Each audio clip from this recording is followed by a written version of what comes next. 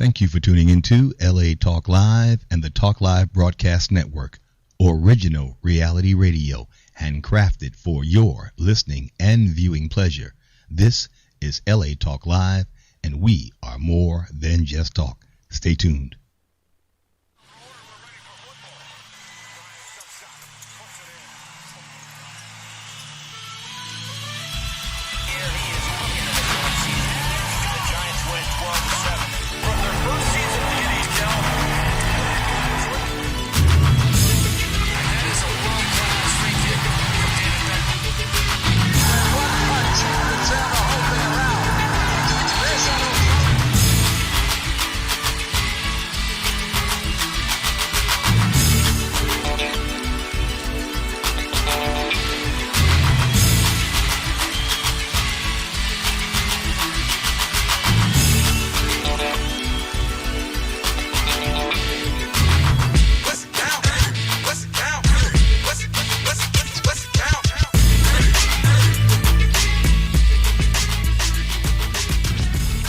Good afternoon or good evening. Welcome to WDC Radio. I'm your host. I'm WDC. I want to thank you for tuning and listening in today.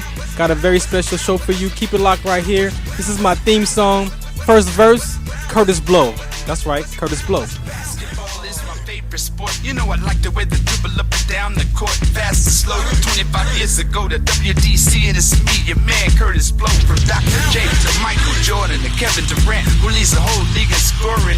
Wayne Wade down in Miami, making a name. I love this game. To the NBA Hall of Fame, slam dunks, alley-oops, and the give and go. Vince Carter, Superman, and my man Carmelo and Rondo over in Boston with the big three, captivating audiences across the country and ruling the world like LeBron the King. I say, man, Kobe sure has a lot of rings. I do my thing, not for the bling in the amount. It's the NBA Finals, so what's the count? All right, as you know, it is Lupus Awareness Month, so we got a lupus segment coming up for you to start off the show. And then I got my man KC coming here to give you some sickle cell disease conversation, disorder. All right, so keep it right here. This is the second verse. My man Young Ice, right here. So tell me what's the count? Had Jerry run a route and Montana throw it out. At water make him sober when the back try to bounce. So I'm flipping through the channels as the bulls wear him out. Trying to go for 40 enemies, close mouth. So I'm ESPN and buried like a mouse. Scanning through the rivals, playoff idol. He'll make all enemies suicidal. Similar to Marshall Falk, a quick bouncer. Scatting on the fast, all you hear is the announcer. Then competition, so the crowd scream louder. Then he realized Roger Craig is his founder. So he sits on the defender around her. As Kareem Abdul Jabbar hooks a mountain. Magic with a pass, so the Lakers straight clowning. All I wanna know is homeboy, what's the count? And like I mentioned to you, we got the lupus segment coming up, brought to you by Lupa Vita. And then we got the sickle cell conversation coming up here, brought to you by Bluebird Bio. Keep it right here on WDC Radio. This is my favorite verse. This is my man IG the Great for you boxing fans. all my life I've been a fighter. Greatest upset in history, know that the sports fighter. Put me in the Olympics, I'm guaranteed I'm the torchlighter. Provider of all the lyrics that are blowing scorch fire. I'm in the locker room, getting my hands taped. Thinking speed of a cheetah, the strength of a man 8. I'm feeling bad what I'm about to do to this man face. But he the opponent, so I'm on the loss I can't take. Hands like Mayweather, swag like Ali. You think you way better, homie, than I see. And then I put the call me Hitman, Tommy Hearn. And y'all be biting like Tyson, I learned. And I don't gotta be flashy in front of the camera. All I do is show my warrior heart like Evander. Never been knocked out, but I've been knocked down. Long as I make it to the next round, what's the count? Alright, as you know, this platform was created to share about sickle cell trait. That's right, sickle cell trait. I carry that gene, had my life experiences with that gene in the military, and had some health complications connected to it. Started out as a sports show, but when I realized that that platform was actually more important to talk about, I switched it, and it became WDC on SCT. Got the theme song with Curtis Blow, Young Ice, and IG the Great to support the show.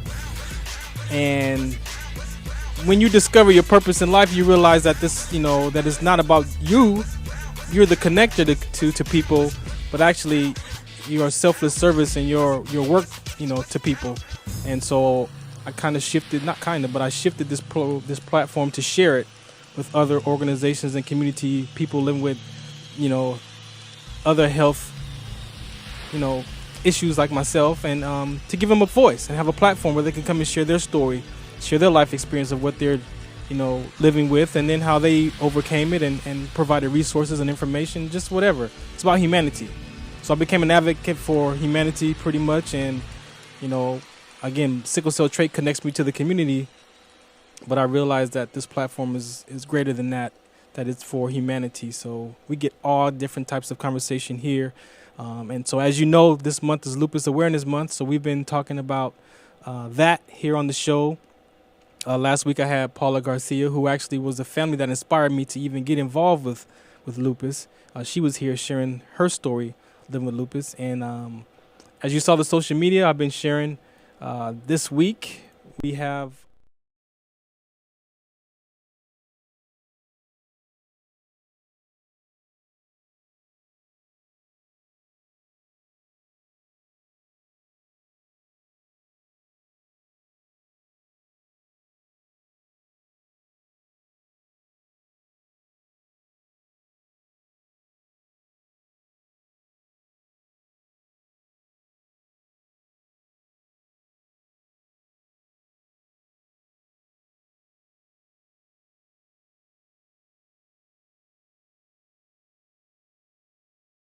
for coming on the show and being able to share your experience and who you are with lupus and how it affects you and your community around you.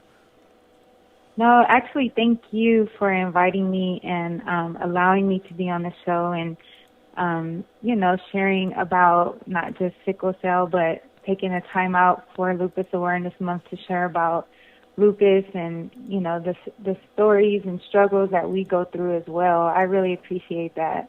Thank you. So before we get started, just introduce yourself to the listeners so they know, who you are. Sure. I'm Kimberly House. I am the president of the House Foundation, which is a lupus organization that hosts support groups. We host support groups that are co-sponsored by Lupus LA, and we are also now partnered with the Lupus Foundation of America, where we will also be hosting additional support groups, hopefully in the Orange County or Riverside area. We're still working on that. But the sole purpose of the House Foundation is to share about all of my experiences since my diagnosis with lupus, and just to bring people together to share, discover, learn, and even make new friends with our lupus diagnosis. So you're telling me you've expanded? Yeah. Actually, since the last time we've spoken, at the beginning of the year, we're asked by the Lupus Foundation of America to start hosting support groups. So Marlo, who hosts our Simi Valley support groups, and myself joined teams with the Lupus Foundation of America. We did a support group facilitator training with them. Okay. And we're going to start hosting support groups for them too. So I'm excited about that, Farron, because it means a lot to me to have all of the organizations working together. We get to work with Lupus LA. We get to go to their events. We get to work with Lupus Foundation of America. And, House Foundation has always been willing and able and ready to work with all organizations across the board. So that's right. Those two huge organizations is like such a big deal for me. So I'm excited. All right. Thank you. Thank you for that. So let's get into your some of your stories. So for the people who are not familiar who you are, what was life experience like before your lupus, the symptoms? Before the lupus diagnosis, right? Yeah, before. What was going on? Before I was diagnosed with lupus, I was probably what you would call a average, normal person. I had a full-time job. Actually, it was a little more than full-time. I worked at least 80 hours a week as a retail store manager. I at the time had she was under 6-year-old daughter, and I was a single mom.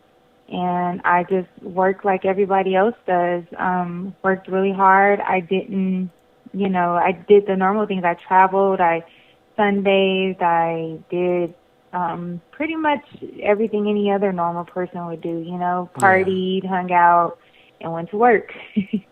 And then what happened? And then I started having issues with swelling and stiff joints. Those were probably the first signs that kind of worried me, and I started to think maybe I should see a doctor.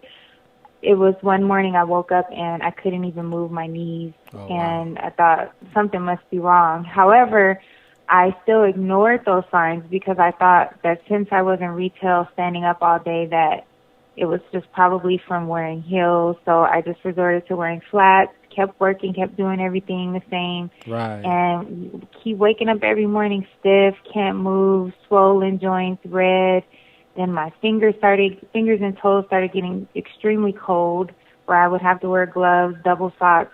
And what prompted me to just say, you know what, let me get this checked out, is when the lower half of my legs broke out into all these little red bumps. Not necessarily rashes, but it's all these little red bumps from what I later found out was having a low platelet count, which ended up having me develop something called ITP. So that was when I finally decided, okay, I probably should go see a doctor. And, that's when they found those things out. Wow. And when you found out the diagnosis of it being lupus, was that relief? Like a relief to know what it was exactly, or what was going on? You know what?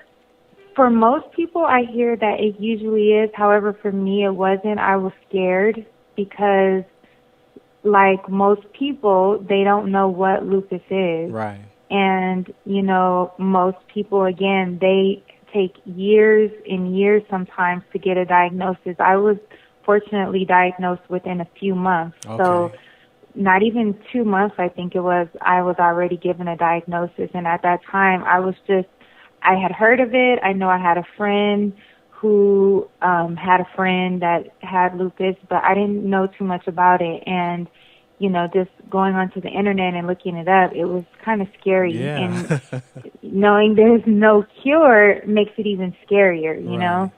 So when you looked it up and saw, when the doctor told you and you did your research, how did this affect your family? Honestly, everyone was scared, but everyone at the same time was very supportive.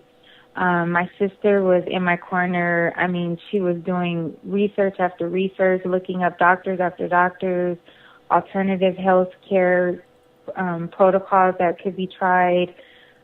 We were just like detectives trying to figure out, what this is, what we can do we kept thinking there has to be a way that we can cure it. There has to be a way that that we can, make sure that I get back to living a normal life, because, when you're 25 years old or in your 20s or whatever, and you do normal things every day, like take vacations, lay out in the sun, go to the beach, go for walks, runs, things like that, and then all of a sudden you're told you can't be in the sun anymore. You have to start taking these pills every single day of your life, and you can't stop. Yeah. When you're told that, it's really, really scary. And going from not even liking to take Tylenol for a headache to knowing that I have to take prednisone on a daily basis, Plaquenil 2 times per day, and then see doctors regularly, a neurologist, a cardiologist, the rheumatologist, of course, a blood doctor, all these different specialists regularly now. It hit me as where I was, I think, for the first year I was in denial, and my family was too. Okay. Speaking of being in denial, how did this diagnosis impact your work and your relationships? Well, I have always been a pretty open person when it comes to communication, and I didn't think it would be a problem, and I didn't have a problem with sharing what I had just discovered about, being diagnosed with lupus. And what I found out, which was that was a mistake of mine, by me sharing that with my employer and the different people that I worked with, they started to try to find any reason they could to get rid of me, because a business is a business, and in the end, they still want to make money, and they don't want to bother with people who are sick all the time or who basically might be slowing their company down. And Right. once I noticed that they were trying to find reasons to fire me, I was becoming more and more stressed.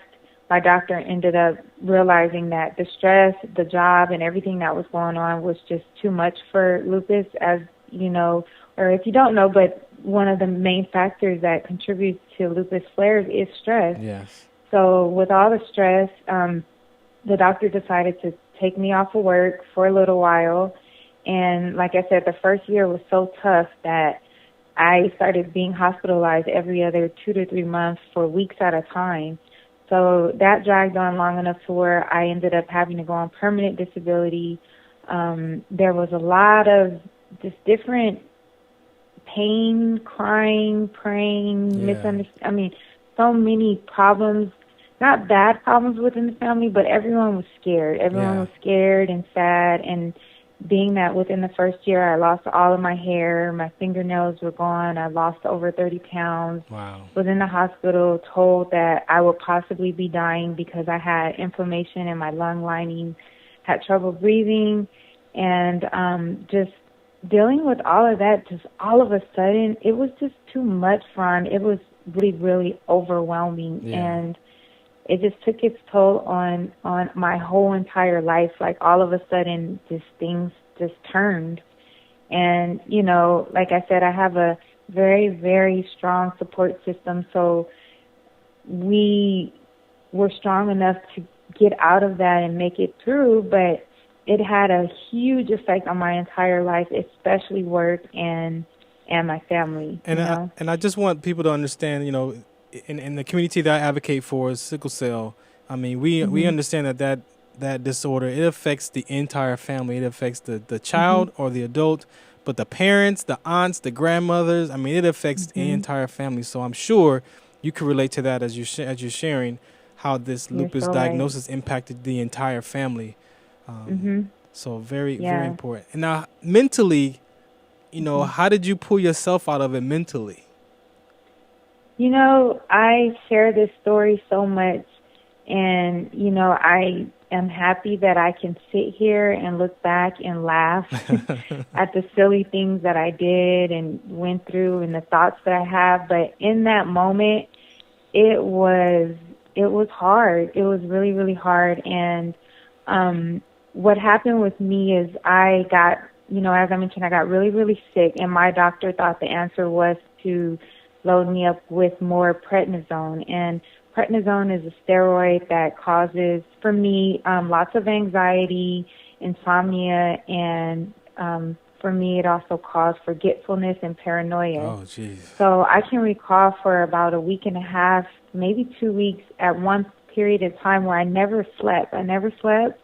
I was constantly anxious, and I couldn't remember anything. I couldn't remember what had happened the day before, what day it was. And mentally, I was a mess.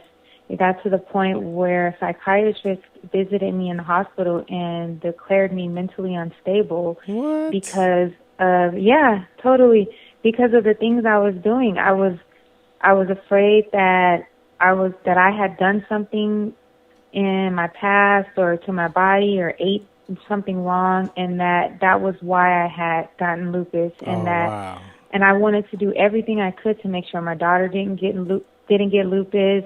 I started to think that this was some type of government conspiracy. Oh yeah, you was on it. I started thinking that why is it only that women and primarily people of color are affected by this disease. So I just start overthinking, and I'm telling you, mentally I was gone. I mean, my mom could tell you that I just did things that I would never do in my normal state of mind, and I think it had a lot to do with the lupus, the high dosages of prednisone, having insomnia for so long, nervous, anxious, and just being young and being faced with such a disease that you know nothing about. It's so scary that I just think that I literally lost my mind for a time in there. Wow. I see your daughter. She totally advocates with you. How did that affect your children? Well, she's different. She's very strong. She handled it so well that I never even actually realized how much it affected her until we hosted a support group where the kids got to talk about how it felt living with a parent that has a disease like lupus. And Kamaya shared with the group that she felt different than the other kids. She just felt sad because she couldn't do normal things that her other friends did. Yeah. And she's such a trooper. She's always smiling and happy and helpful. So I never realized how much it affected her until she shared it and actually cried that day at the support group, sharing how she felt so horrible that she couldn't do other things that other kids did.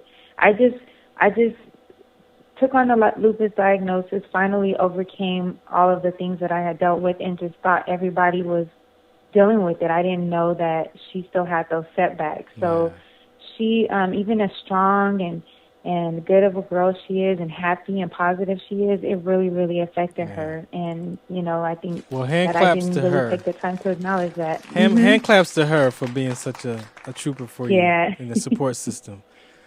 Now, how do you, we understand that, lupus is an autoimmune disease. How do you describe it and share with people, when they ask you? Usually if I'm out like at a proclamation meeting or in a more formal setting, I describe it as, a chronic inflammatory disease that causes inflammation throughout your entire body and can affect any part of any organ in your body, including your skin. And sometimes I go so far as to break it down. I heard someone describe it, I believe, within the We Win Foundation. Someone described it as if you are a famous person and you have bodyguards protecting you everywhere you go, and all of a sudden the bodyguards turn around and start attacking you. Right. That's exactly what lupus is, basically. It's just your normal defenses that would guard you from bacteria or viruses. They're actually attacking your healthy tissues. Right. So that's what causes the inflammation, the pain, and even sometimes internal organ damage. Right. Thank you for sharing that. So what triggers your flares? Well, for me, I noticed that I think the number one factor for me besides stress, would be the sun. Yeah. If I know that I'm going to be in the sun, I try my hardest to cover up, wear lots of sunscreen, a hat, usually a long sleeve shirt if possible.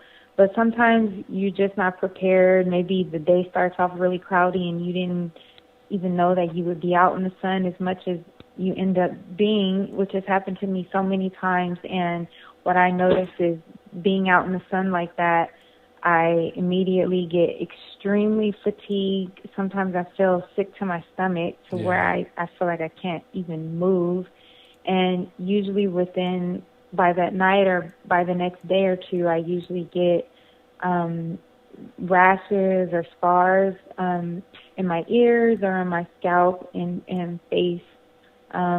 Not so much on my body. I know a lot of people do get that, but I don't get it too much there. But usually the sun is what gets me the worst. And like I said, second will probably be just stress, dealing with life stresses.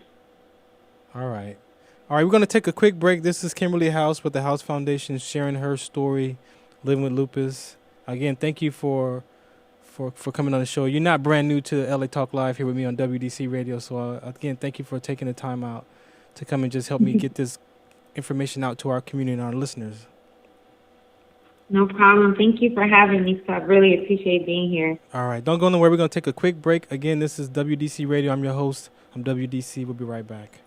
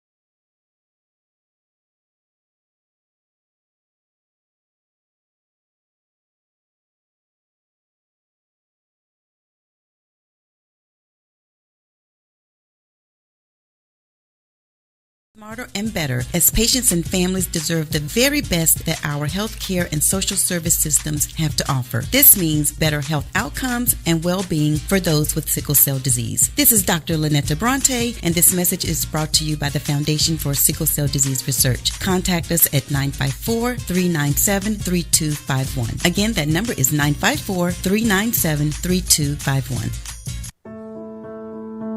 What would your life be like if you needed blood transfusions every 2 or 3 weeks just to survive, and if you had to worry about all the iron from that blood making your heart and liver shut down? That's just what life is like for a person with thalassemia. If 2 people who each carry the trait for thalassemia have a child, there's a 25% chance with each pregnancy that the child will have thalassemia. For more information, visit the Cooley's Anemia Foundation at www.thalassemia.org. That's THALASSEMIA, or call 212-279-8090. Did you know sickle cell disease is the most common genetic disorder in the world? In fact, millions of people are affected by sickle cell across the globe. Don't you think that a disorder of this magnitude deserves more attention? Get educated by Sickle Cell 101, Education Plus Awareness. Please visit sc101.org. That's sc101.org to learn more.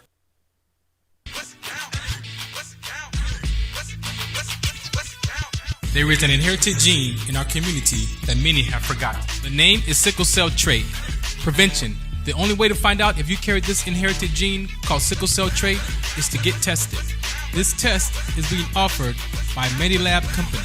For more information, call 760-600-5825 or email at medilabco@icloud.com. And according to What's the Count, 1 out of every 500 African American births are sickle cell, and 1 out of 36,000 Hispanic children are born with sickle cell anemia as well. As far as sickle cell trait, 1 in 12 African Americans inherit the gene. To find out more information about sickle cell trait, go to www.wdconsct.org or call Medilab Company at 760-600-5825 and help us find out what's the count.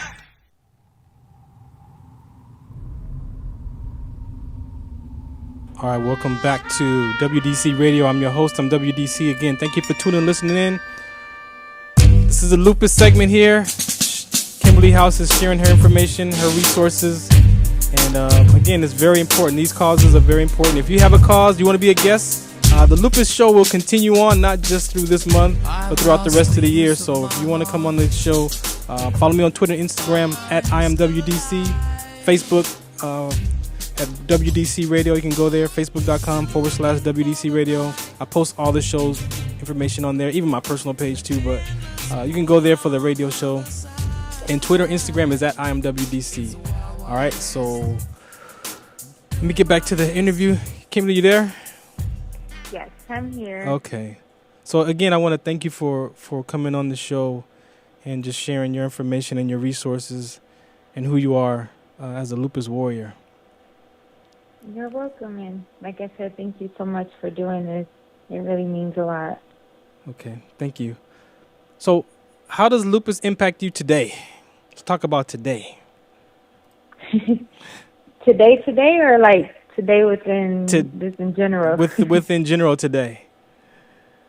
You know, I've been through so much, and I've been really, really desperate for answers to lead a healthier, happier life with lupus. And, you know, I've discovered and learned so many things about me, myself, and for anybody that might be listening that has lupus, I just want you all to know how important that is listening to your body, learning what you need and what you need to do to decrease stress and increase happiness. And, you know, I've learned that once I took the time to, you know, put my needs first as best as I can and listen to my body, I learned a lot about myself, and that helped me lower stress tremendously. I've decided to look into natural alternatives, which have helped me with pain and have helped me manage pain more effectively without all of the side effects that all of these prescription medications cause. Right. So I would say today in general, I feel great. I work out on a daily basis, Monday through Friday, for at least an hour and a half. And I try to stay moving. Mentally, I feel great. You know, I have my days where I get tired, where I get extremely fatigued, like today even. But, you know, I mean, I realize it, I recognize it, I accept it, and I listen to my body, and I try to stay positive and keep moving. Yeah, I remember seeing on a couple of social media posts you were at the gym. I was like, this girl at 24 hour. I'm like, what 24 hour fitness you at? Getting it in. I know. I stay in the gym. It's become a habit and even therapy for me now. Yeah. So it's like if I wake up in the morning and I don't go, I feel bad. I feel like I need to get in there so that I could even finish the rest of my day. It's almost like I got to brush my teeth every day. I got to go to the gym every day. See, you got me beat because I battle with my health conditions, and the gym is my therapy. But some days my body's like, nah, bro, you're not going today. So yeah, I get it. I get it. It happens. It happens like that, and that's all right. Yeah. All right. Before I let you go, what do you want the world to know about lupus?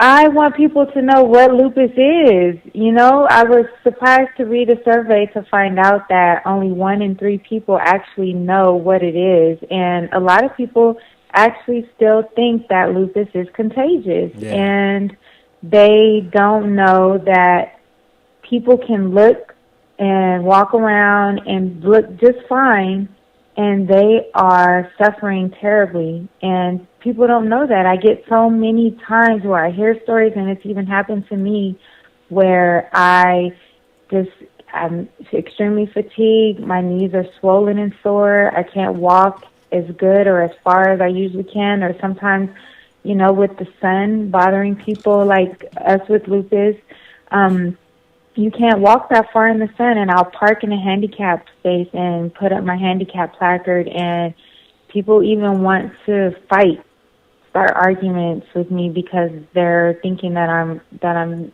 parking there illegally. And I think that people need to be more educated, that they need to know that you don't need or have to be in a wheelchair to be handicapped. They need to understand and realize that there are illnesses out there like sickle cell, like lupus, like even there's many issues that people deal with internally. And there are other handicaps out there. And I would really like for the world to know what lupus is, how detrimental it can be. And people need to get more on the symptoms, learn what they are, and make sure they're not living with lupus before it's too late. I know so many people that go to the hospital and have issues with heart disease or a heart attack even, and all along they had lupus, but they didn't even know because people aren't looking for the symptoms. They're not aware. And I'm hoping with May 2016 that we can really, really get out there and bring out much lupus awareness as possible and let people know that this is serious. Right. Now, and before I let you go, I mean, to create your own foundation, you know, how does that feel? I mean, I've created my own nonprofit for sickle cell trade awareness, and you know, I'm discovering that being a CEO and running a foundation is a little bit more difficult than being in the Army.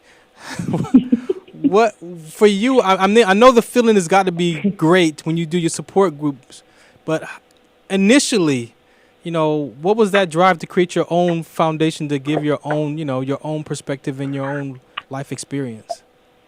You know, the reason behind it was I felt that I wanted to give what wasn't there, which was the support, which was what I needed when I was first diagnosed. Right. Not just information, not just fun events, not just, you know, walks where you donate all of your family and your money, but events where people could come, share, learn, make friends, and get support. I think that when you connect with people that understand exactly what you're going through and can relate to you and can share with you, that means everything to a lot of people. And I know that's what I needed when I was first diagnosed. And yes, it does feel good to see people get so much out of it, but like you mentioned, it's a lot of work. It's a lot of work because you're dealing with a lot of people. You're trying to, be a people pleaser. And, you can't always do that. And when you're living with the illness yourself and you're trying to run something like a nonprofit organization, and not only is it just the dealing with people, but just the business aspect of it, because it costs money. And specifically for the House Foundation, we're not an organization that's designed to make a profit or asking for money. We're simply about showing how much we care, sharing resources that I've personally encountered since my diagnosis, like our disability judge, like the ophthalmologist that comes and speaks, like the rheumatologist that comes and takes a whole hour or two and just answers questions one-on-one with lupus patients, with the products that we use now, like Ken Originals and their CBD creams and Rapport and their all-natural supplements. These are all experiences and people that have made such a difference in my journey with lupus that we see miracles happening and we share it. And that's what the foundation is about. It's hard, it's difficult, but I want people to thrive with lupus, to learn about it, to educate themselves and understand that you can live a healthier life. It's just you got to put yourself in the right situations with the right people and the right resources. And I just want to applaud you because the lives that you get to touch, I realized, a lot of people think they're the only ones that's battling or suffering or dealing with a certain type of, stress or illness or life experience. And when you realize that when you go to these groups and these support groups, that even if they don't have the type of disease or illness that you have, humans can still connect. And I think that's really, the most important thing. I'd say when I see when you host those events is the people that get touched in those events have to be, heartfelt for you. It is. It is. It really is. And it feels wonderful to see a parent and a child, or a brother and a sister, or a cousin, or friends even come in, and the friend or the parent realize and recognize, wow, I didn't realize how real this was until I came here and saw other people suffering. Or, wow, I didn't understand how serious this was until I sat down in a setting like this and you explained it to me. And we've seen relationships grow. We've even seen relationships that people realize that people that were in their lives weren't there for the right reasons, because after they went through this struggle, they realized what type of people they were dealing with, and they've even lost for the better. Hey, I'm trying to tell you, right? It's all life experience at the end of the day, whether it's good or bad. You never know, how that's going to play out. Kimberly, thank you so much for coming on the show. I appreciate you for helping me kick off this month for Lupus Awareness Month. We just had Lupus World Day just passed on the 10th, so again, thank you for coming out and calling in and sharing your insight, okay? Thank you for having me, and I appreciate, like I said, being here. And if anybody has any questions or concerns, I hope that they reach out to me via House Foundation. As you see on the screen, it's HOWFE, and just realize that you're not alone. We're here. I have lupus, you have lupus, but lupus doesn't have to have us. Yep, definitely. All right, lady, I appreciate you. Enjoy the rest of your day. You too, Farron. All right. Have a good rest of the day. You too. Thank you. Bye, everybody. All right, bye-bye. All right, again, this is WDC Radio. I'm your host. I'm WDC. I want to thank you for tuning and listening in. That was my guest, Kimberly House, calling in from the House Foundation, sharing her life as a lupus warrior. Very important conversations. Again, if you want to be a guest in the near future for the lupus segment, we'll be continuing this conversation as I redesign my show to give these 15-minute segments to make sure that these other platforms, these other voices get heard in this conversation. So keep it right here. I'm going to take another quick break, and we'll be right back.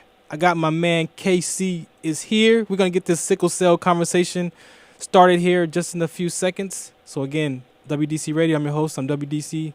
Keep it right here.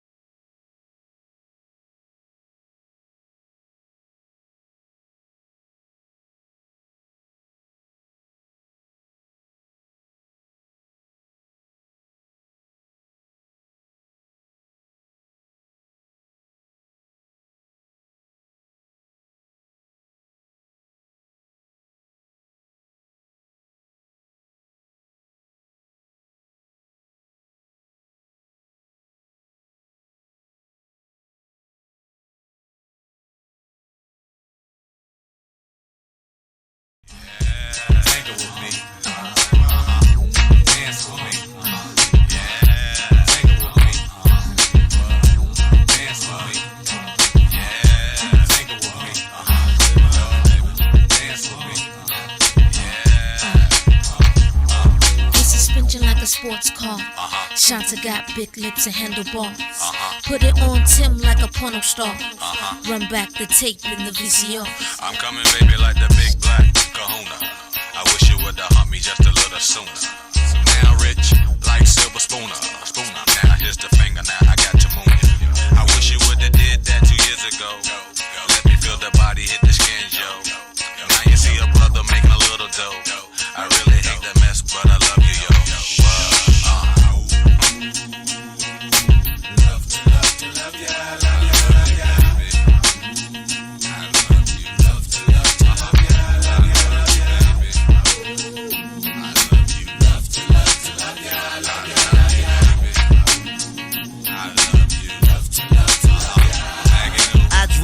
Longo, make all the Luciano and girls with condo, Chanel with Gaetano. Girl, my persona, I share like Sonny Bono. Black and white keys, lay girls on my piano. Meet Missy and Timbo, rap at any tempo. Huckleberry fan, Magoo, the South Pimple. Caught up in my lingo, B9, girl, I'm bingo. Help, I see a beetle, cool out, that's only Ringo.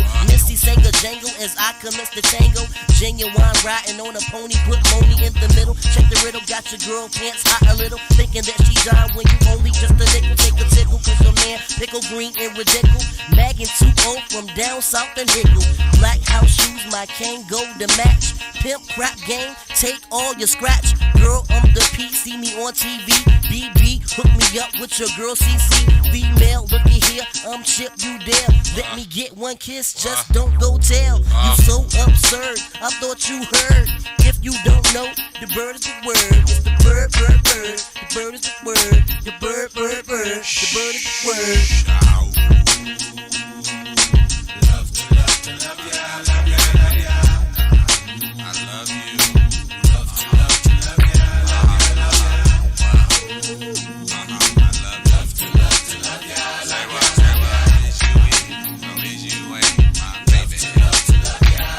See, I don't stop like good dick.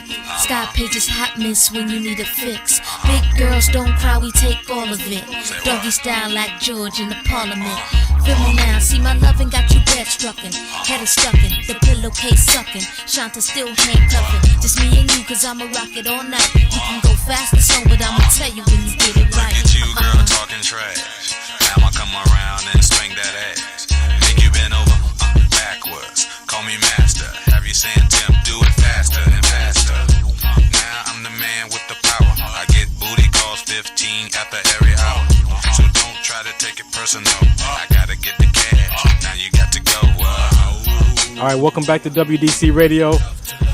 I want to thank you for tuning, listening in again. As always, have a very spectacular show for you. This is the sickle cell trait awareness portion of the show. Part of those impacts of sickle cell trait is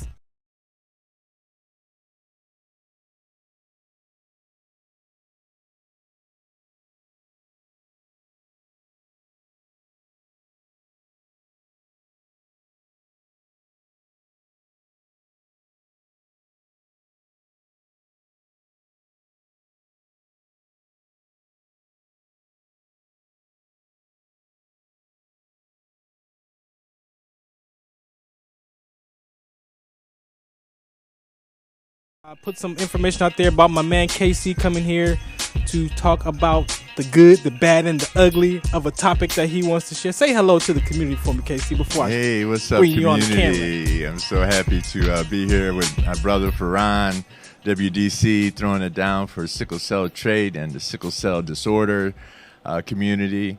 We're so happy to be here to talk about the issues that are important to us. We just finished up with a really wonderful lupus conversation.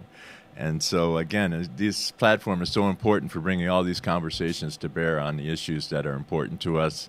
And today we're going to talk about the good, the bad, and the ugly in the way of treating sickle cell disease. Exactly. And also, I got on the line. I want to make sure that she's get her proper introduction. Dr. Maisha, are you there? I'm here, my brother. How are you? I'm doing good. How are you? Thank you for coming out today again and sharing in this conversation with us. All right. All right, KC, man. So you and I have been, in communication the last week or so.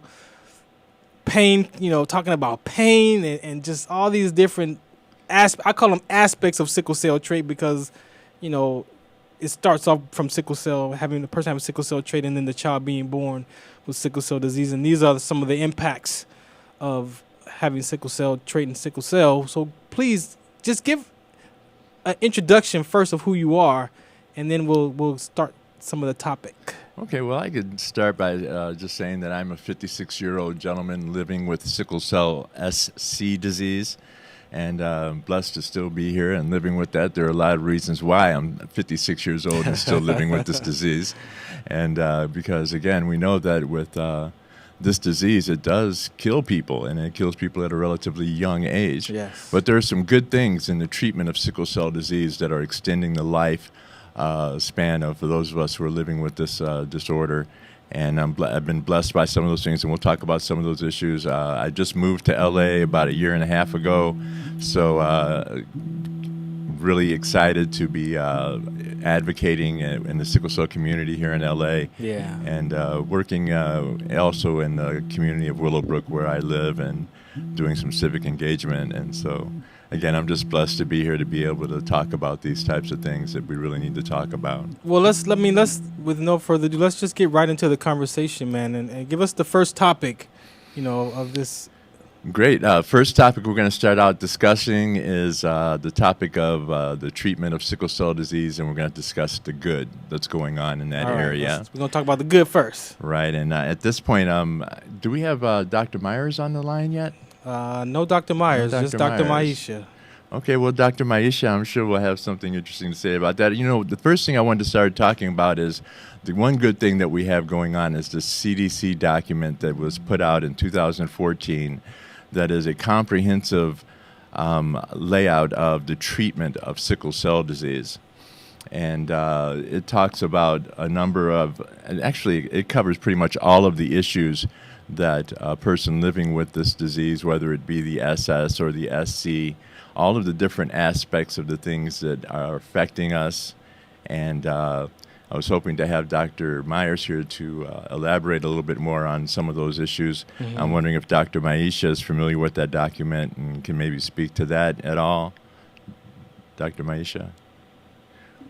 Hello? Hello? Oh, hey, Dr. Yes, Maisha. I'm sorry. I'm here.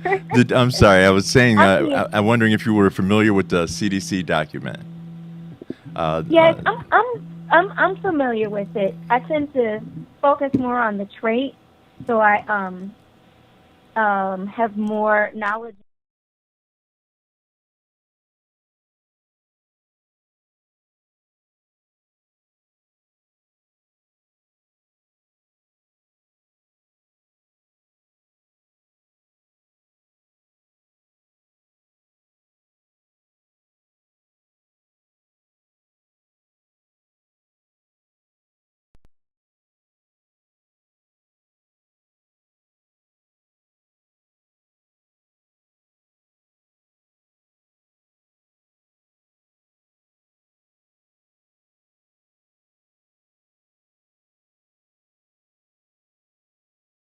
We're not just talking about sickle cell. As a human being perspective, how do you treat your patients when it comes to pain? So part of why this document has been developed, like when you look at the documentation from the CDC that Casey is referring to, it talks about penicillin prophylaxis, it talks about the pneumococcal vaccine, it talks about transfusion and hydroxyurea. It's really dealing with some of the underlying problems, other problems in addition to just the pain. Mm-hmm. We're also in the, there are a lot of changes happening with pain management in medicine. The CDC also put out a protocol, it's like a 10-point protocol, I think it is, that I just read about a week ago on the treatment of pain. So the problem is that everyone's getting afraid. We recently had our first physician who was given like a 20-year sentence for murder for prescribing, for what they felt was prescribing too many narcotics that led to the death of a patient by overdose. So it's a very sticky and touchy topic when you talk about the pain. And looking at this CDC guideline on the management of sickle cell disease, a lot of it is dealing with, a lot of it's not really addressing the pain component. But when you talk about the pain component, there are other practice guidelines that address the pain component.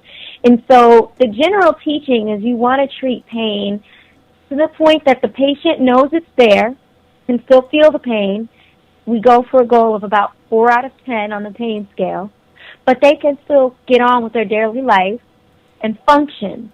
So the goal of pain management is to increase daily function, decrease the distress that comes along with pain, right, which leads to depression and missed days of work and, deterioration of family relationships. So it's to treat the pain just to the extent that a person can still function, but they do feel their pain. Once they cannot feel their pain, that's when you get really in the zone of potential overdose. Okay. And that's when the side effects from the pain medicine tend to start to outweigh the benefit. Because all right. Okay, we're talking. I'm sorry. In this treatment, you're talking about it's dealing primarily with the chronic pain, though, right? Not the acute crisis pain. Are those two separate issues that, or just for clarification purposes?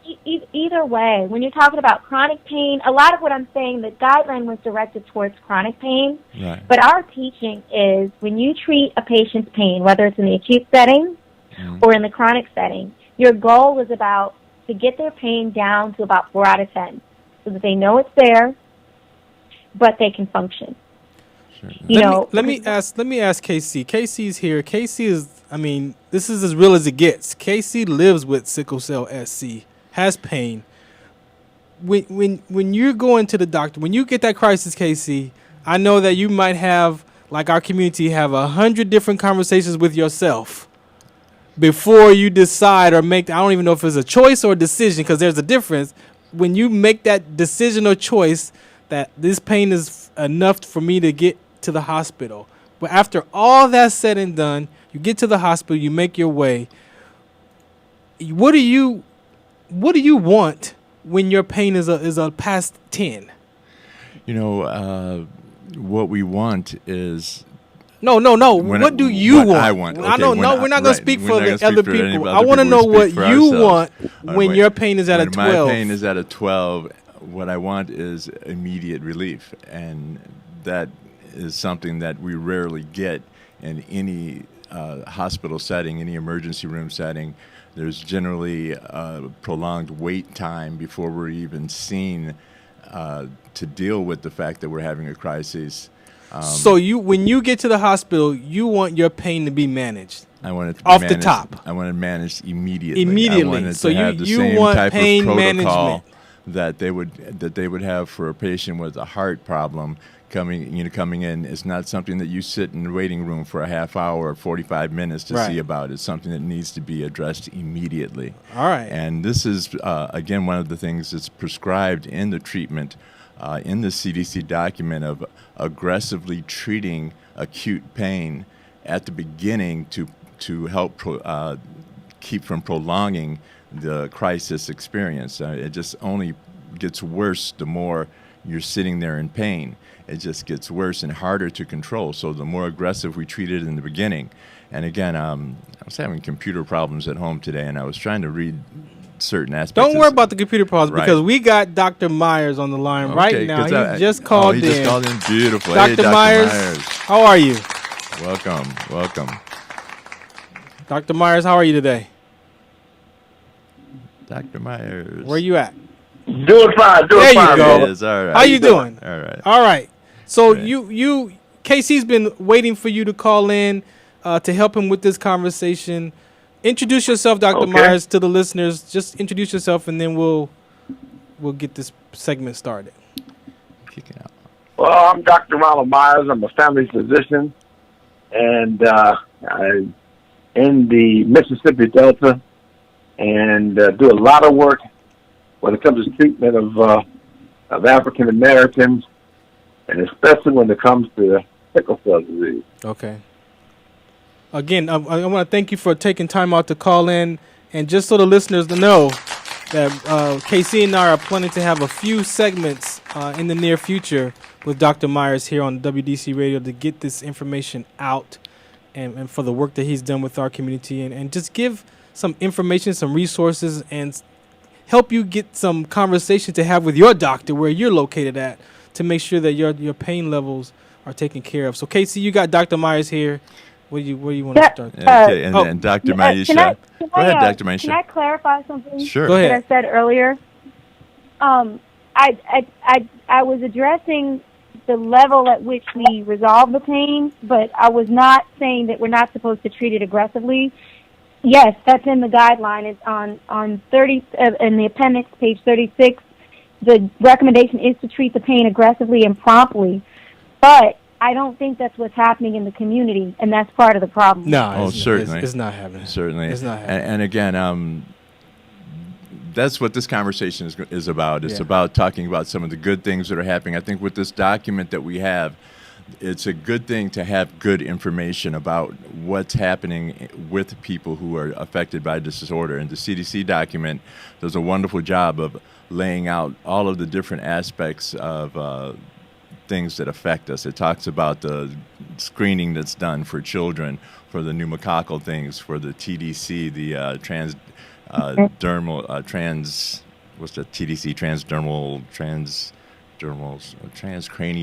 Doppler, TC. Oh, yeah, for TCD. the cerebral vascular insults that happen with Right, sickle for cell. the strokes that the infants and the children are having. Right, the silent strokes. Right. Let's get Dr. Myers on. Let's get Dr. Myers in this conversation. He's got a lot of insight. Dr. Myers, let's. Well, first of all, you have to understand is that African Americans are undertreated for pain.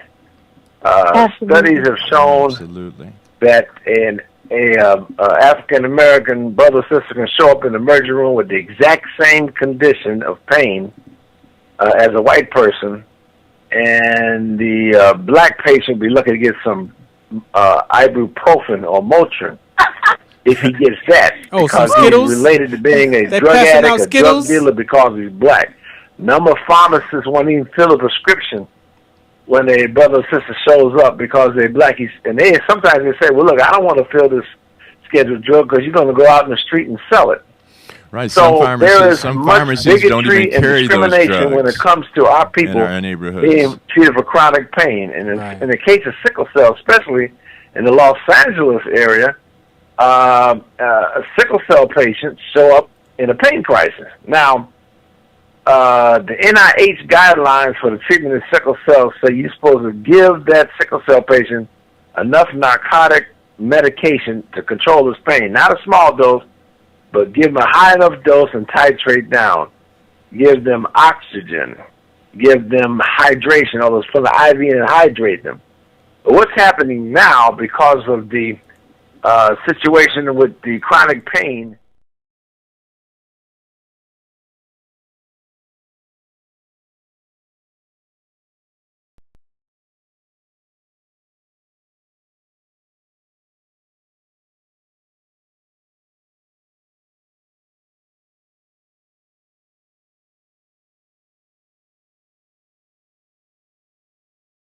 on some narcotic pain medicine. Wow. Didn't do any examinations, didn't take care of her, and guess what? She went home and died with a ruptured spleen. So you have to understand that, yes, the guidelines are there, but when the real life, when it comes to the real world, okay, black folks are dying with sickle cell at rates never before because these emergency rooms are not giving them anything for pain when they come into the pain crisis. Now remember, the CDC guidelines that were recently put out for the treatment of people in chronic pain, they say refer to the NIH guidelines when it comes to sickle cell. So these emergency room physicians who have a copy of the guidelines, it says right there in black and white, refer to the NIH, National Institution of Health guidelines. Right. Hello. But instead, they ignore those, and those NIH guidelines say titrate them with enough pain medicine to relieve their pain, titrate them down, make sure they get oxygen and hydration. That's not happening. Our people are showing up in the emergency room being told, you ain't got no sickle cell. They've been given Motrin. They've been told that we don't give out any pain medicine in this emergency room. We don't get lost. Or we Those don't folks treat is dying. sickle They're cell. getting sick. Or we don't treat Now, sickle the cell. problem with that, when People you have have a been told sickler that's in a pain crisis, you don't treat the chronic pain, that part of their body becomes, in the future now you got a serious problem because that part of his body will always have problems because the doctor does not do the appropriate management and has to titrate them up with enough medicine to relieve their pain, and then gives them oxygen and the hydration. Now they're going to have a problem in that area of their body for the rest of their lives. And the death rate amongst sickle cell patients in Los Angeles area, the death rate is going up, and the life expectancy is going down. Dr. Myers, I have a question for you. This is WDC. How you doing? Okay, brother. So my question to you is, and both of you, even Dr. Maisha, you guys are physicians. She's a physician as well. So on the flip side of that, how do you take in consideration what level of medication to give to the point where you're not worried about if this patient dies from me giving the medication? Is there a concern from the physician's aspect of it that where their concern is not over medicating because of possibly killing that patient? Well, here's look, brother, we're medical One at a time. professionals, man. One at a time. We don't sit in the emergency room as medical professionals, highly trained, skilled physicians. We don't sit in the emergency room and overdose anybody. That's right. We know how to give a person enough medicine to relieve their pain without overdosing. This is the emergency room setting. We are and the guidelines say give them enough medicine. That's right. They give them enough medicine, get enough narcotic medicine. See, a sickle cell patient in the pain crisis is a special case. Listen to me. Hello. These folks are in pain because their cells are sickling. Yeah. What I mean, they're changing their shape, and they get the smaller blood vessels and capillaries get clogged because they're in a sickle crisis, and those parts that are served by those capillaries end up with severe pain. You also end up with problems with their spleen because when they're sickling, the sickle cell, because of the way the spleen is structured, a lot of times their spleen will get large and end up with a ruptured spleen. You got to remove the spleen. Right. So when a sickle cell patient shows up in the emergency room, you're supposed to know as a professional, hey, wait a minute here. This is not a person that comes to the emergency room that does not have a diagnosis that I can ignore. Right. This patient is a sickle cell patient. They're African American. I got to make sure that and I'm following the guidelines according to what I'm trained to do as a physician, and make sure these people are properly taken care of. They're not.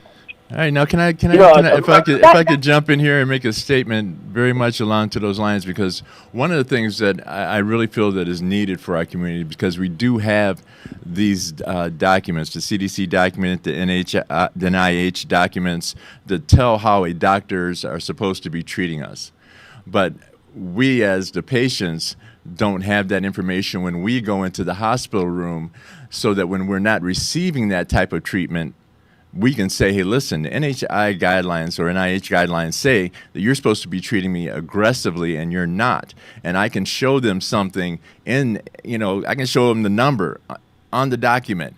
That's what we need in our community. That's what we need for our people who are going to the hospital. We need something we can take with us that has this information that we can say to the doctor, say, you cannot deny that this is the way you should be treating me. And so why are you not treating me this way? And so what we really need is we need our medical professionals who understand this to disseminate this information to us in a way that we can actually use it productively when we go to the hospital. Because, and again, it's certainly a part of, the job of every person who lives with sickle cell to seek this information out for yourself as well. But I hear people talking about, developing apps and things like that for sickle cell disease. And so what I'm thinking is these are the types of considerations that we need to be thinking about when we think about developing apps and things that are going to be an assistance to people who are living with sickle cell. You know, it's something that can give us information to defend ourselves when we go to the hospital. A friend of mine was talking about how we need to have hospital advocates for sickle cell patients who go in and help the patient by advocating for them in the hospital, because our in-hospital experiences are horrible and really causing a lot of people with this disease to not be treated for it because they just don't want to deal with going to the hospital. And like Dr. Myers was saying, when we don't treat these crises do things to our bodies that are permanent damage. And so, again, you guys feel free to expound on your thoughts on that. I want to ask the doctors, since the doctors are on the line, from a physician's perspective. So is it safe to say that the sickle cell education for the doctors and nurses, is that could be lacking for them to be educated enough to? I don't think that that's so much lacking. I think what Dr. Meyer hit on is the actual problem. Hey, sis, you got an echo on your phone. Cut your speaker off. You got an echo. Yeah. Okay. Is that better? That's better. Yeah, I've addressed this problem in the past. The exact same information Dr. Meyer is talking about, the studies that show that they do not honor the pain in an African American.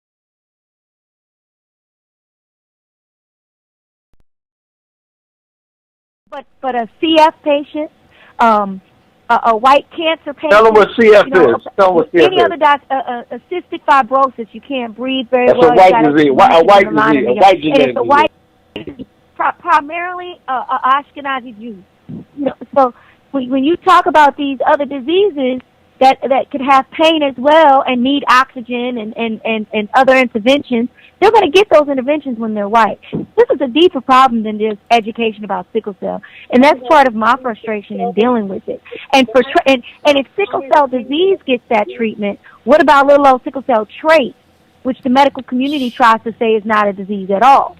So it's very sad out here where you have people. Exactly what Dr. Meyer said.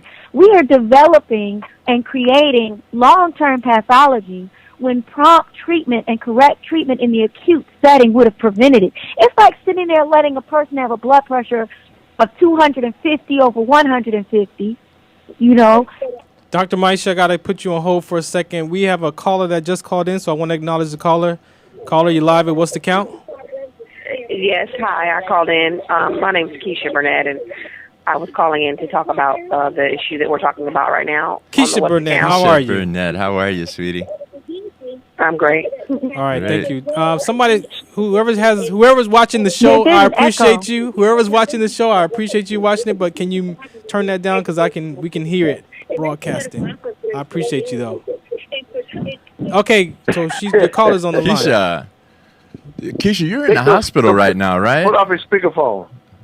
Yes, I am. Put your speakerphone off. Turn my speakerphone on? No, off. Oh, it's off. Okay. It is. Okay. Go ahead, Keisha. I think we're good.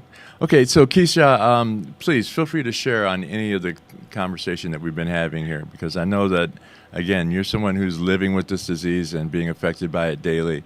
You're in the hospital right now, so you've probably already gone through a lot of the things that we're talking about, so please share with us. But before you do that, Keisha, introduce yourself to the listeners for me, please.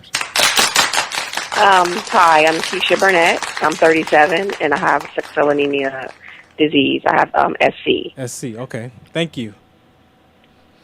And yes, I'm in the hospital right now. I've been in here for 7 days. You've been on the battlefield for 7 days? On the battlefield. Yes. All right. Absolutely. Yes, 7 days. And I'm actually having a real rough day today. I got a bit of not so good information, but I want to address that we're talking. What I want to address right now is that we're talking about the fact that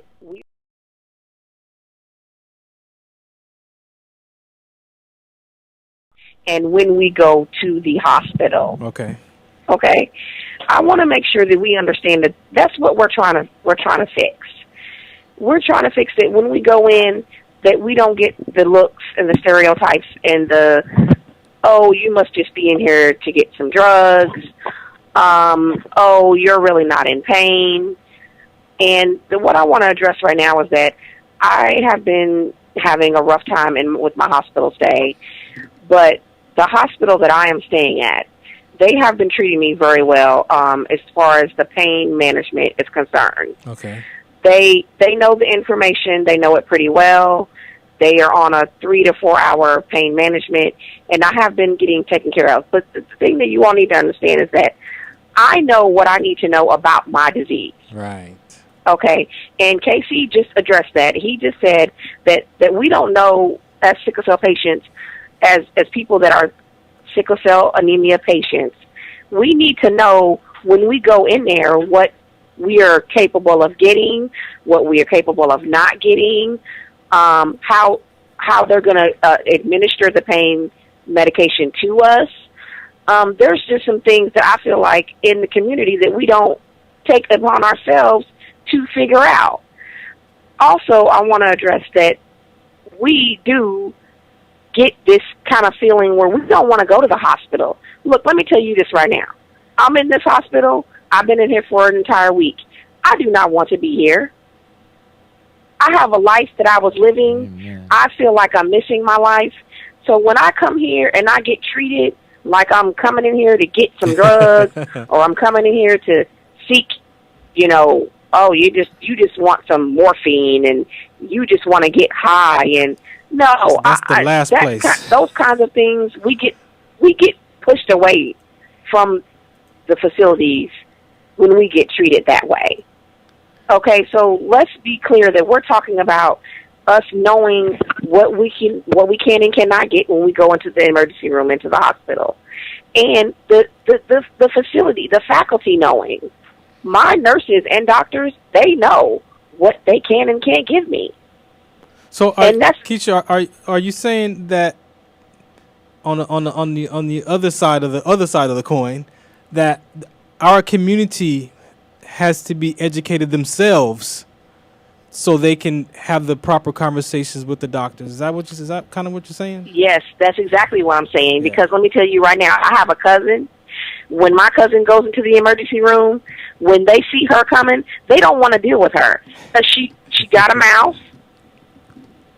Okay, and that's just something that kind of comes with us when we're in pain.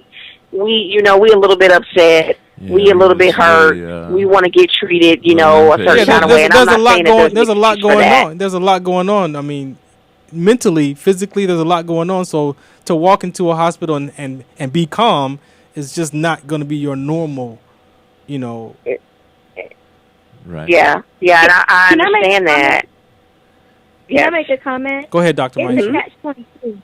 It's really a catch-22 because those who walk into the hospital, and this is why and each week I've actually gone back to this, and it's so nice to hear a fellow physician making some of the same points that I've made, because, sometimes as a physician, if you don't hear another physician saying it, you feel very isolated in the medical community. But it's a catch-22. If you go in calm and you say, I'm in severe pain, I need 3 milligrams of Dilaudid. But Dr. Maisha, we cannot. People are dying off catch-22s. We have to be able to stop the catch-22. What I'm saying is, but when you do that, you go in calmly and you say that, right? So the sister here, Keisha, is fortunate that they understand that about her. But when you do that, they say, oh, you're so calm, you can't possibly be in 12 out of 10 pain. And that's true. If you go in hollering and screaming, they say, oh, you're just being histrionic. They like to use this phrase with us.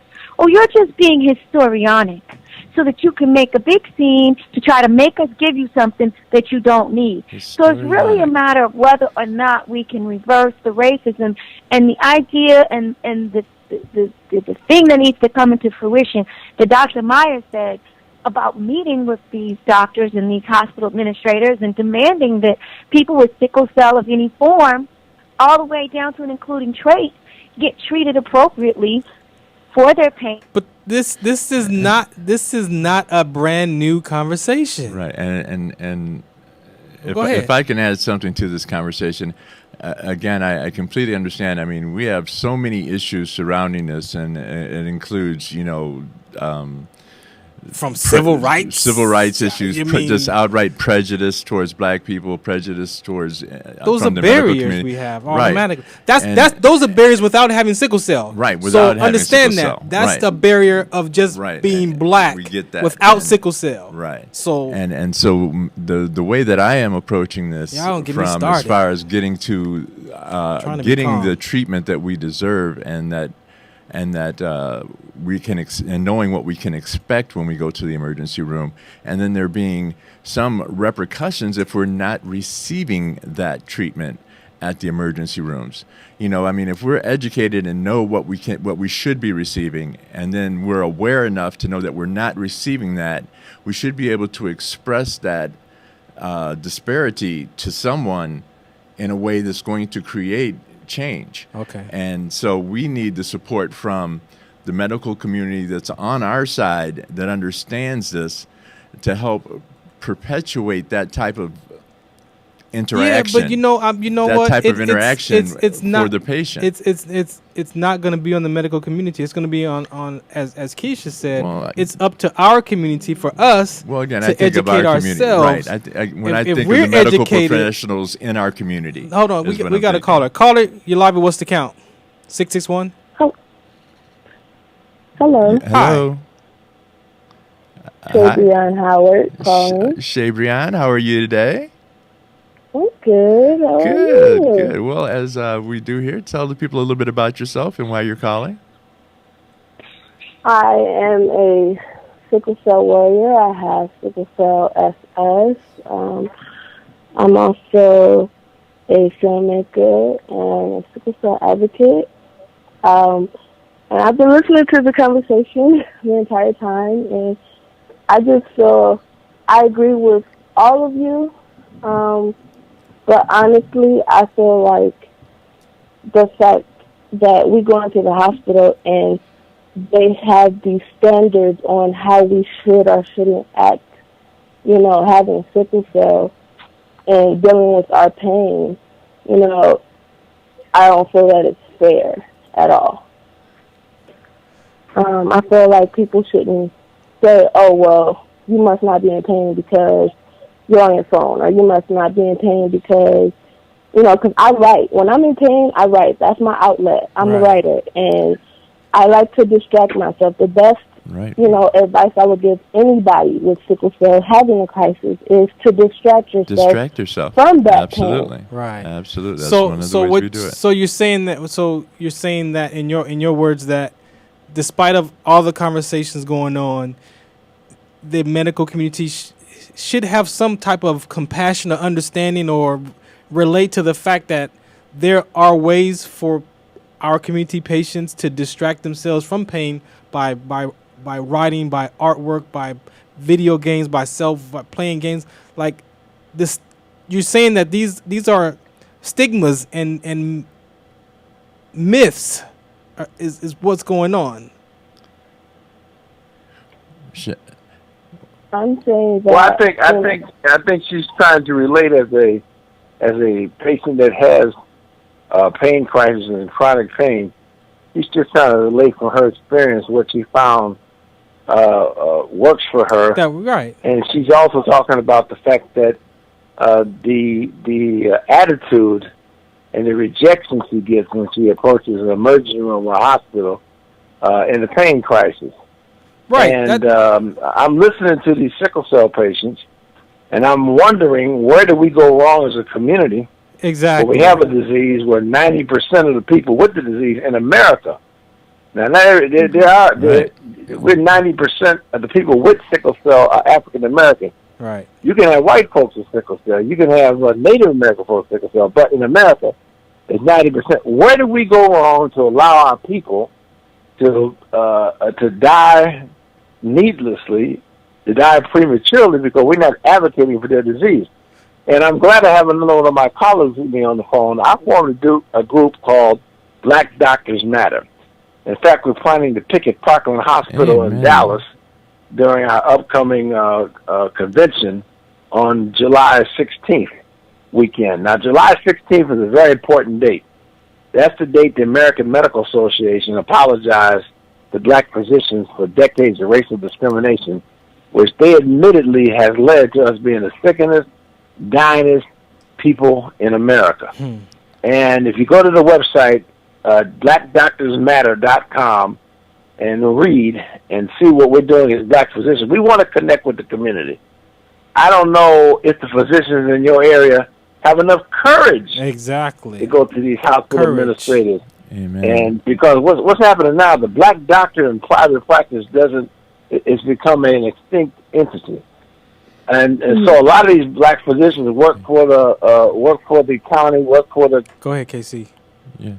No, I was going to say that when I say that we need the support of the medical community, I'm talking exactly about what Dr. Myers is talking about. I'm talking about we need the support of black doctors and professionals who understand these issues and understand the things that we're dealing with and help us. Who's going to get them to understand, though? Well, again, it's just a matter of having the organization, disseminating information to use your professionalism to address your own peers, to address your own peers. So the CDC information is not enough for them to get information on how to take care of our community? It certainly should be. But when it's not, okay. So there's still a missing piece there. Like Dr. Myers is saying, is that our black doctors, the people in the medical community who understand that this disparity is unacceptable. But what if there's more than black doctors that care about sickle cell? Again, I'll take any doctors who care. I'll take anybody in the medical professional who can put together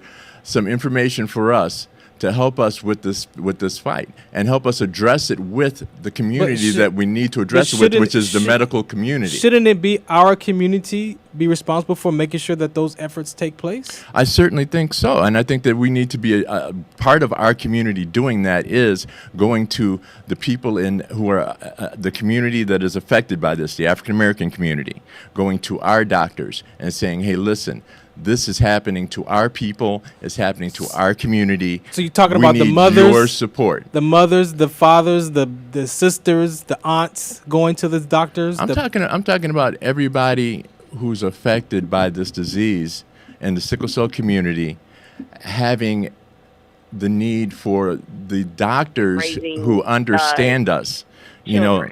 Right? The ones who understand us, the ones who should understand us. Like I said, that time when I was in the hospital, and that black doctor walked in that morning after I'd been treated like absolute, just ridiculous during my hospital experience. And I'm thinking this black doctor walking in the room is going to be my salvation, because this is somebody who understands what a person with sickle cell disease is suffering from. And then she acts just as ignorant as all the rest of the doctors who I've had to deal with. That's an issue.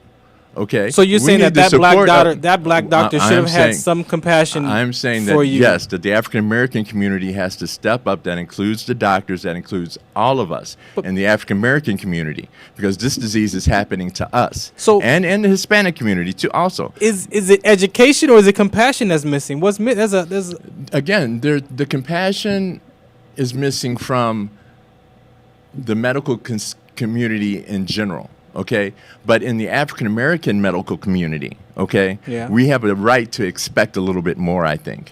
Why though? Just because, again, this is happening to our people, and I think that as African Americans, we need to be aware of the things that are happening to our people, and we need to take a step up. Did the doctor, when she talked to you more, did her compassion level change for you, or did it stay her cocky kind of whatever attitude she steadfastly defended her right not to treat my pain. She steadfastly, as a black doctor. As a black doctor. So really, does a black doctor, is that going to really make a difference? You know what? Again, if we have the ones who do get it, there are ones who get it. Though. Right, it should. But you know what? But listen, it should. A lot of stuff. A lot of stuff should happen, but it doesn't. We can't live on the word should. It's still not giving no action. Deal with the reality of the internalized oppression and acculturation process that occurs. Everything should. So the reality is that a black doctor, Dr. Meyer and myself, and I know a couple of other black doctors who have maintained their identity. I'm actually Puerto Rican. who have maintained their identity as physicians of color and as people of color and physicians. But the medical school process, the residency process, beats it out of you. Yeah. And we are subjected to the same racist insensitivity programming that black people are somehow subhuman that every other physician is subjected to. And it's not something that typically is said out loud. It just occurs in the teaching process. So unless you have a very well-defined inner core understanding of your heritage, you will fall victim to that same foolishness. Yeah. It was a black attending that tried to destroy me on my internal medicine rotation. Absolutely. Not the white attending. The white attending is Dr. Maisha, I totally understand it. We're going to have to continue this conversation. This is KC, man. Thank you for bringing this topic up. This is a great conversation. This is going to have to be continued in a few more series because I got to go. It's 5:30. My time is up here on LA Talk Live.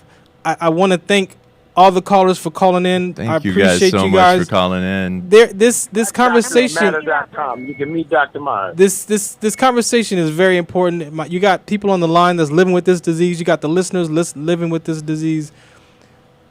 However it should be, it just ain't happening. And it should have been this way years ago. Right. And today, the 14th of May, and we still talking about what it should look like. It's not happening. So there's got to be something done. We got to take some steps. We got to take actions. And again, I think it starts with the conversation. We have to have the conversation. I'm going to agree with Dr. Bailey. I hope Dr. Bailey listens to this. But I want to shout out to Dr. Bailey. She mentioned to me in the conversation before that it's got to be our community has to stand up. Amen. Nobody else. Nobody else does, our community should. If you want to use the word should, then our community should. That means the people living with the disease and the trait, the mamas, the brothers, the aunts, the uncles. That's enough people who should be able to make a difference for what KC is here talking about being mistreated with her pain. With the callers talking about being mistreated with their pain. It should be. We're beyond should. There's no, what's the action? Right. I can stand over here and say it should be like this all day long, but there's no action in should. Well, the action is in inspiring people to do more. We're done inspiring, KC. I get that, we're brother. done. I'm done inspiring. It's time. It's time to mobilize the community and get some actions taken, man. I'm totally with you on that. But we need to know that we need to have a direction, and sometimes, in order to understand the direction and get that movement going, we need to get people together talking about it. And so I'm totally with you on that. 106 years. I'm totally with you, brother. 106 years. All right. So if nobody ain't gonna do it, I'll be responsible for it. That's what I'm saying. I think the people who are going to be responsible are here. The people who are calling in, the people who are the ones who are engaging, it's time for some action. Who are going to take those steps. And I hope that those be steps taken in the medical community by those who understand and are willing to engage, and those of us in the sickle cell community who really understand, and are willing to engage on this level. All right, KC. You coming back next week? Man, I can't next week. All right, so we're going to check the social media. We're going to work on our pain series in June Check the July. social media for June. We're going to start this conversation of pain in June and July. Man. So, again, thanks, everybody, for calling and listening in. I appreciate you. This is WDC Radio. I'm your host. I'm WDC. I got to get out of here. Twitter, Instagram, @IamWDC. And, again, believe me, I have sickle cell trait. I got KC with the disease, SC. We're here to make a difference. Our hearts are in it, man. It's no more should. Yeah. Should is out of vocabulary. It's time for some action. All right. WDC Radio. I'm your host. Next week I'll be back. Lupus segment next week, and also a sickle cell conversation as well. So keep it right here. WDC Radio on LA Talk Live and More Than Just Talk. Make sure you go back and watch the show. Google WDC Radio on Ustream, and you can watch this show and the previous shows coming up, okay? Appreciate you. Appreciate you guys. Thank you. Shout us out. What's the count?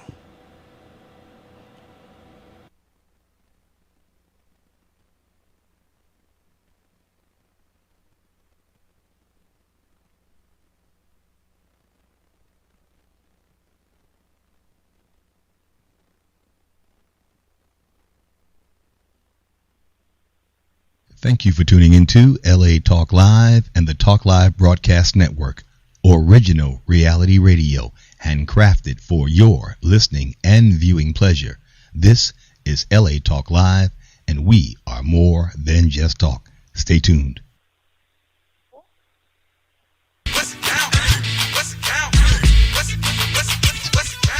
There is an inherited gene in our community that many have forgotten. The name is sickle cell trait. Prevention. The only way to find out if you carry this inherited gene called sickle cell trait is to get tested. This test is being offered by Medilab Company. For more information, call 760-600-5825 or email at medilabco@icloud.com. And according to What's the Count, 1 out of every 500 African American births are sickle cell, and 1 out of 36,000 Hispanic children are born with sickle cell anemia as well. As far as sickle cell trait, 1 in 12 African Americans inherit the gene. To find out more information about sickle cell trait, go to www.wdconsct.org or call Medilab Company at 760-600-5825 and help us find out what's the count.